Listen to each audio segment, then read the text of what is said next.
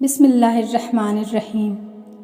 حضرت محمد مصطفیٰ صلی اللہ علیہ وآلہ وسلم کے اخلاق مبارک۔ اللہ پاک کے آخری نبی محمد عربی صلی اللہ علیہ وآلہ وسلم کے خلق یعنی اخلاق و عادات کے بارے میں جب ام المؤمنین حضرت بی بی عائشہ صدیقہ رضی اللہ عنہا سے پوچھا گیا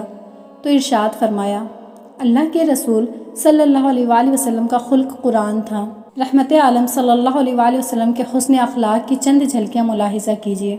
آپ صلی اللہ علیہ وآلہ وسلم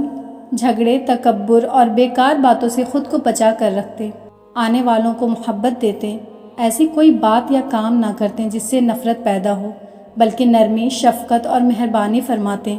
جب کہیں تشریف لے جاتے تو جہاں جگہ ہوتی وہیں بیٹھ جاتے، جب کسی سے ہاتھ ملاتے تو اپنا ہاتھ کھینچنے میں پہل نہ فرماتے، برائی کا بدلہ برائی سے دینے کے بجائے معاف فرما دیا کرتے، بلکہ دین اسلام کی 23 سال کی دعوت کے دوران آپ صلی اللہ علیہ وآلہ وسلم نے بہت ہی زیادہ مشکلوں اور مصیبتوں کا سامنا کیا، مگر ہمیشہ اپنے اوپر ظلم و ستم کرنے والوں کو معاف ہی کیا اور اپنی ذات کے لیے کبھی انتقام نہ لیا۔ بچوں کے ساتھ محبت فرماتے اور ان پر زیادہ رحم فرماتے، کبھی کسی بچے کو نہ ڈانٹا اور نہ بے عزتی کی، کوئی سوال کرتا تو منع نہ فرماتے،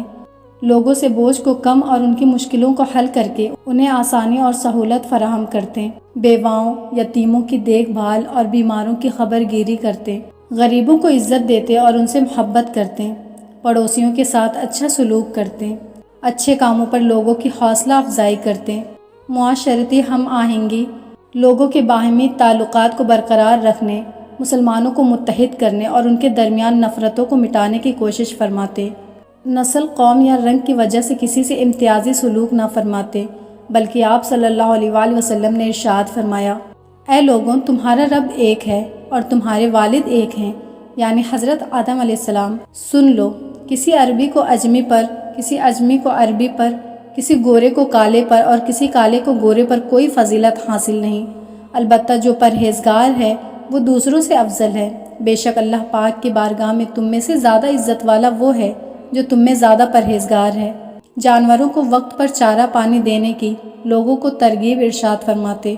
اور ان بے زبانوں کو ضر یعنی تکلیف پہنچانے یا ان کے ساتھ برا سلوک کرنے پر لوگوں کو تنبیہ یعنی خبردار فرماتے۔ جس جہالت بھرے دور میں عورتوں کو کوئی مقام و مرتبہ نہ دیا جاتا